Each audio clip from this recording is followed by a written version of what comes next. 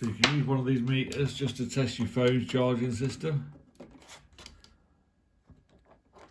So obviously you plug this into your computer or your charging port, and you should get a voltage reading. That's checking your charging port, so you know charging port's okay. Obviously plug your lead in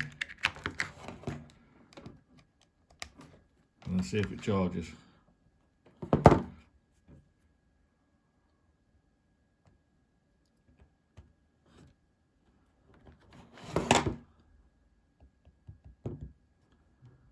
Okay, so it's going and it's drawing 0.5 amp, which from a computer system is pretty good. But if it's drawing too much, you probably want to just change the lead. So I'll change the lead to a different one and just check it again. And if it current drops, then you know that your lead was faulty. If not, there's a problem inside your phone.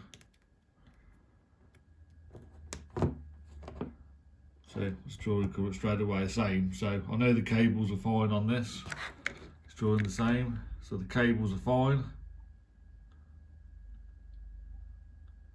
So if I was getting high current or low current, I would know there's a problem inside the phone.